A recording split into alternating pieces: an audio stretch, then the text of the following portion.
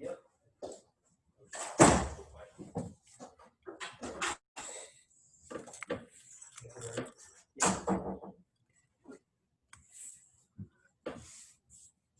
Jacorey, how you doing? I'm doing good. How are you? Good. Wanted to ask you about the defensive line and how you guys kind of rose up to the challenge in a big way on Saturday. If you had to pick one thing, what did you guys do different than maybe in past games? Pretty much we just looked to be more physical this past game. You know, they were looking at D-line and pretty much do the top guys defense this past week. So we just up to the challenge, being more physical, stopping the run.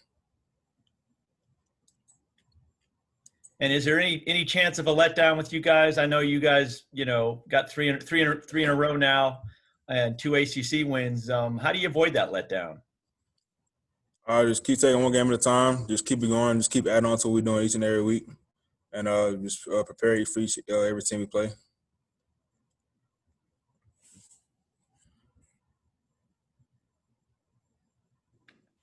Jacorey, the game against Syracuse last year, just the way that it ended in overtime, is there more?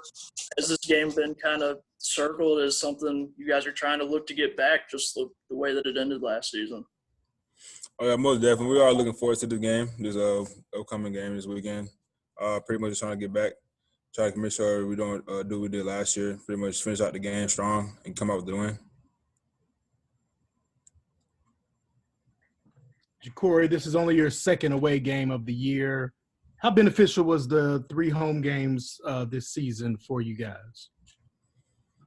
Oh, it was really good. Playing home, just getting a home feel for games, and just getting the wins we had previous games we began at home. So I was just looking forward to go and get the away game win. Does that kind of give you some momentum, not just the wins? You're going off riding 3-game winning streak, but what's the momentum like? What's the confidence level like in the defense and then on the team? I mean, we're feeling pretty confident, but we just got to keep it going. No letdowns.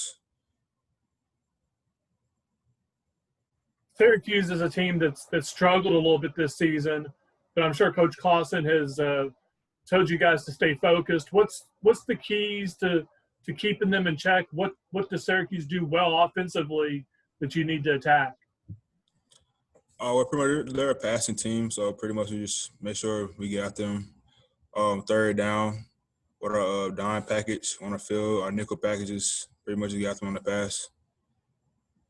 What's that like to go from against a team that's heavy on the run like Virginia Tech, then have to switch things up totally to face more of a pass-heavy team like Syracuse? Is that kind of problematic? No, it's all part of football. You got to adjust each and every team you play each and every week. So it's not a big thing. Jacorey, you guys are kind of going back in time because there's going to be no fans at all, no human beings at all in the stands, and that's a big place anyway. Is it going to be strange again? I know because you guys have had fans here the last few games. I guess it'd be quiet. Pretty much we just got to focus on our opponent. Try not to worry about not seeing any fans in the game. Just focus on details of the game and play against our opponents. And a significant trip with an airplane involved. I mean, are you guys feeling safe as you need to be, or how's that going to be? I mean, we do a good job traveling, so I feel pretty safe with our staff and our team. Jacorey, what's happened for the defense in the last 3 halves that y'all have played? Pretty much guys have been stepping up to the challenge. Everybody's doing their parts on the defense part of the ball, and we already been coming together, the defense. You feel like the first 2 games were pretty much the exact opposite of what you guys were capable of? I mean, with all the breakdowns and against Clemson and then giving up all the rushing yards to NC State. Yeah, I mean, pretty much the first couple of games, we missed a few assignments, a few fits, but we've been correcting it each of these past few weeks, and it's been showing. What did it mean to get a piece like Rondell back last week? Oh, yeah, we're glad to have him back. He's a big piece of our defensive line unit, and we're very glad to see what he can do for the rest of the season for us. Corey, you're the young guy on that defensive line. Can you talk a little bit about how the older guys have helped you and, you know, some of the real specific things, whether it be a move or how to carry yourself to get to the film room and everything else, just what kind of influence they've had and who? Yeah, so pretty much like me and Bug, we always go watch film each and every day together. You know, pretty much just try to keep me going. Show me how to watch film, watch certain details of our opponents, you know, to perform on the field well each and every week.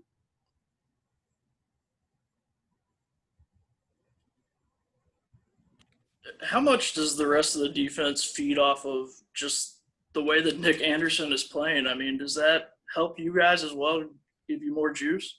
Oh, yeah, that's a big energy boost. Yeah, he's a great player we have, so that really adds a lot of energy to our defense. You know, this makes everyone just want to play harder. As part of that, as you see the secondary kind of find its identity, does that help you guys on the defensive line stay more in tune with what you need to do? Mm-hmm. Yeah, secondary, that really much helps the defensive line with them covering the receivers in the back end, so that just makes it easier for us up front. You after the quarterback. You mentioned Nick giving you an energy boost by the way he plays. Does it? I know it translates during the game, but how does that translate, you know, for the Syracuse game or for the rest of the season? Oh, yeah. It just makes us, you know, everybody's going to keep playing harder, just keep getting better each and every game. So we're looking forward to this game this year because of what happened to last year. So we're really looking forward to this game this year, coming out with a win. You're about the sixth guy that we've talked to about Nick, and every single one of you has had a big smile on your face as soon as his name comes up. Has he got the kind of personality that makes everybody smile, or is he like the little brother that's always there bugging you that you have fun with? Or give us a little insight into the relationship between you guys and this young guy. Hey, the kid, he competes. He competes every day, practice, everything, film room. He's just a competitor. So hey, he just brings a lot of energy to our team, and we love to have him. Jacorey, how quickly did y'all pick up on how vocal he was and how well he knew the defense in the walkthroughs in the summer? Oh, yeah, we all noticed it pretty quick. So, like, when he's in the film room each and every day. Then we started in the camp doing walkthroughs. He's, like, knowing all the checks, every place everybody's supposed to be at. So we picked on it quick. So we pretty much knew that, he's going to be a good help to our team. Was that surprising to you that a freshman knew the defense that well and was that assertive with it? Yeah, like I wasn't expecting that. I wasn't. But, hey. Yeah, I mean, I'm sure his age doesn't matter if he knows it. Yeah, and Anything else for Jacorey? All right, thanks, guys. all right. Thank you. Thanks, Jacorey.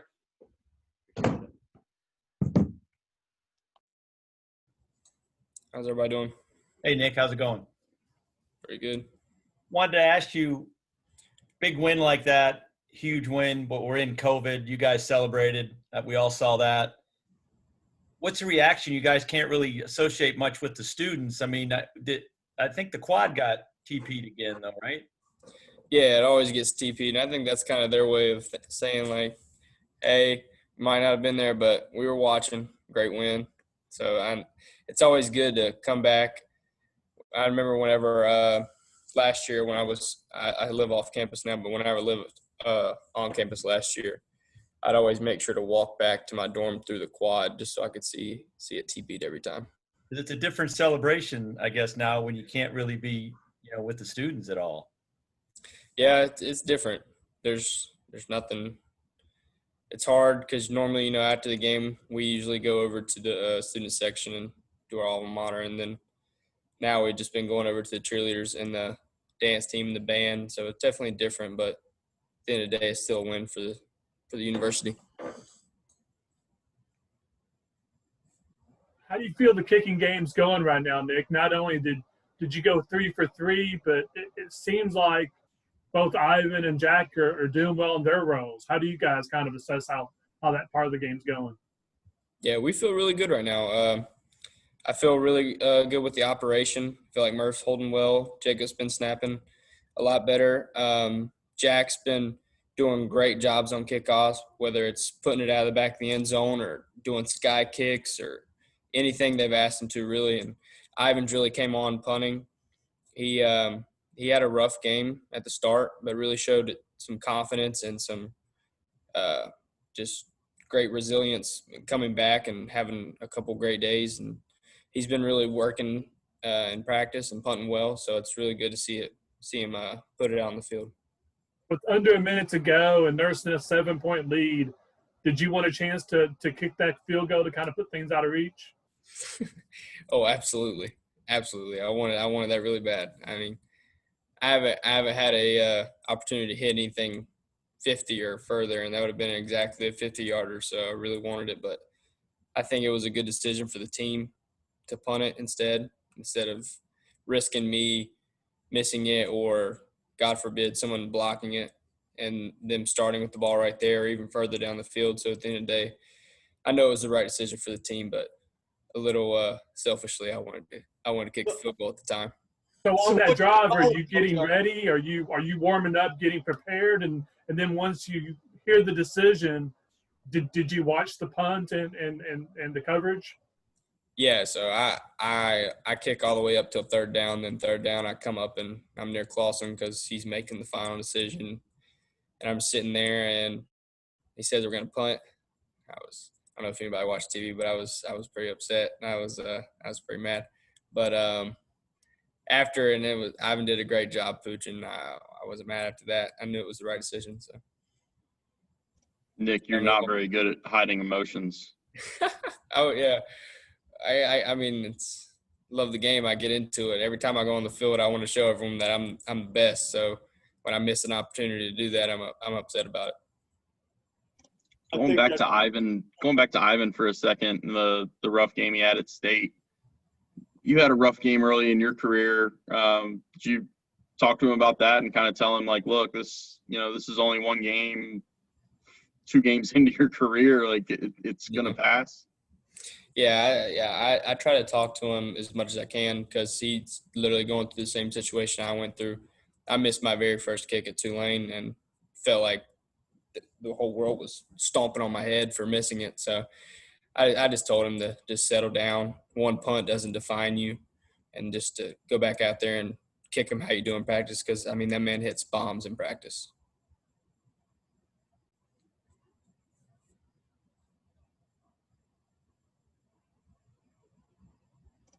Nick, is the post game celebration where you guys huddle and Clausen talks to you and it looks like a scrimmage and then everybody breaks out dancing? Is that a staple that's going to be there for a while now, or is that just a COVID thing? I honestly don't know. I get it. It started two games ago, and Clausen was like, "We're just going to bring you up right here because that was just such a great win." I was like, "Okay," and we're just all out there, and we pretty much, he gives us a speech that he would normally give in the locker room. So I would assume it's for COVID because he knows as soon as right after he gives that speech that we're all going to go crazy. So I guess he'd just rather us go crazy outside and all around each other than he would inside. It's probably a good call. A little more room on the field than there is in the locker room there in Bridger. Yeah, I think I danced from the 50 to the goal line. So, and I'm not a very good dancer. That was going to be the next question was, are you a good dancer? No, not a good dancer. No, not at all. You'll leave that up to who on the team would you say is the ones that need to be seen dancing? Oh, goodness. There's a lot of right answers to this question.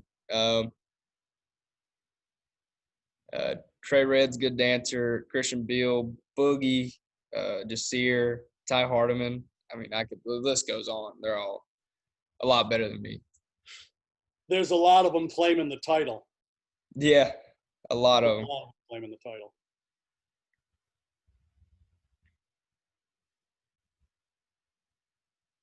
Anything else for Nick?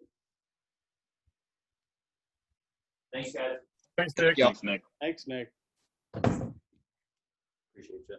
Yeah, man.